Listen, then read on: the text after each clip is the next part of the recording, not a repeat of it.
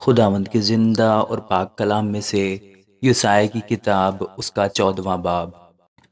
کیونکہ خداوند یعقوب پر رحم فرمائے گا، بلکہ وہ اسرائیل کو ہنوز برگزیدہ کرے گا اور ان کو ان کے ملک میں پھر قائم کرے گا، اور پردیسی ان کے ساتھ میل کریں گے اور یعقوب کے گھرانے سے مل جائیں گے، اور لوگ ان کو لا کر ان کے ملک میں پہنچائیں گے، اور اسرائیل کا گھرانہ خداوند کی سرزمین میں ان کا مالک ہو کر ان کو غلام اور لونڈیاں بنائے گا، کیونکہ وہ اپنے اسیر کرنے والوں کو اسیر کریں گے اور اپنے ظلم کرنے والوں پر حکومت کریں گے۔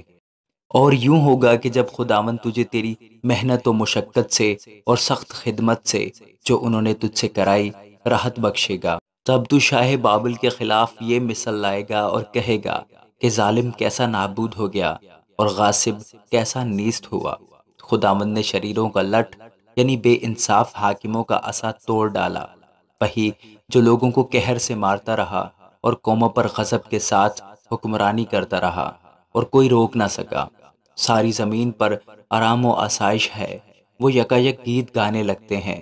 ہاں، صنوبر کے درخت اور لبنان کے دیودار تجھ پر یہ کہتے ہوئے خوشی کرتے ہیں کہ جب سے تو گرایا گیا تب سے کوئی کاٹنے والا ہماری طرف نہیں آیا۔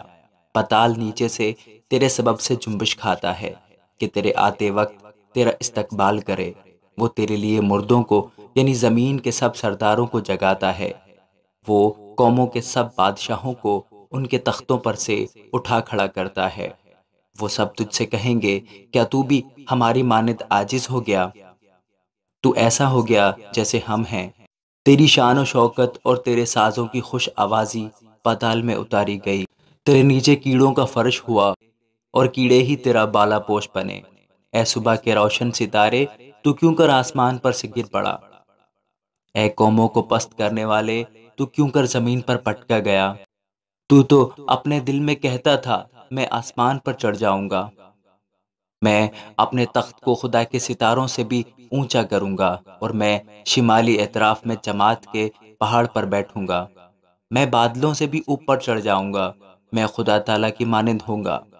لیکن تو پاتال میں گھڑے کی تہ میں اتارا جائے گا، اور جن کی نظر تجھ پر پڑے گی تجھے غور سے دیکھ کر کہیں گے، کیا یہ وہی شخص ہے جس نے زمین کو لرزایا اور مملکتوں کو ہلا دیا، جس نے جہان کو ویران کیا اور اس کی بستیاں اجاڑ دیں، جس نے اپنے اسیروں کو آزاد نہ کیا کہ گھر کی طرف لوٹ جائیں؟ قوموں کے تمام بادشاہ سب کے سب اپنے اپنے مسکن میں شوکت کے ساتھ آرام کرتے ہیں، لیکن تو اپنی گور سے باہر نکمی شاخ کی مانند نکال پھینکا گیا۔ تو ان مقتولوں کے نیچے دبا ہے جو تلوار سے چھیدے گئے اور گھڑے کے پتھروں پر گرے ہیں، اس لاش کی مانند جو پاؤں سے لتاڑی گئی ہو۔ تو ان کے ساتھ کبھی قبر میں دفن نہ کیا جائے گا، کیونکہ تو نے اپنی مملکت کو ویران کیا اور اپنی رعیت کو قتل کیا۔ بد کرداروں کی نسل کا نام باقی نہ رہے گا۔ اس کے فرزندوں کے لیے ان کے باپ دادا کے گناہوں کے سبب سے قتل کے سامان تیار کرو، تاکہ وہ پھر اٹھ کر ملک کے مالک نہ ہو جائیں اور روئے زمین کو شہروں سے معمور نہ کریں۔ کیونکہ رب الفاظ فرماتا ہے، میں ان کی مخالفت کو اٹھوں گا اور میں بابل کا نام مٹاؤں گا اور ان کو جو باقی ہیں بیٹوں اور پوتوں سمیت کاٹ ڈالوں گا۔ یہ خداوند کا فرمان ہے۔ رب الفاظ فرماتا ہے، میں اسے خار پشت کی میراث اور تالاب بنا دوں گا، اور میں اسے فنا کے جھاڑو سے صاف کر دوں گا۔ رب الفاظ قسم کھا کر فرماتا ہے کہ یقیناً جیسا میں نے چاہا ویسا ہی ہو جائے گا، اور جیسا میں نے ارادہ کیا ہے ویسا ہی وقوع میں آئے گا۔ میں اپنے ہی ملک میں اسوری کو شکست دوں گا اور اپنے پہاڑوں پر اسے پاؤں تلے لتاڑوں گا۔ تب اس کا جوا ان پر سے اترے گا اور اس کا بوجھ ان کے کندھوں پر سے ٹلے گا۔ ساری دنیا کی بابت یہی ہے اور سب قوموں پر یہی ہاتھ بڑھایا گیا ہے، کیونکہ رب الفاظ نے ارادہ کیا ہے، کون اسے باطل کرے گا؟ اور اس کا ہاتھ بڑھایا گیا ہے، اسے کون روکے گا؟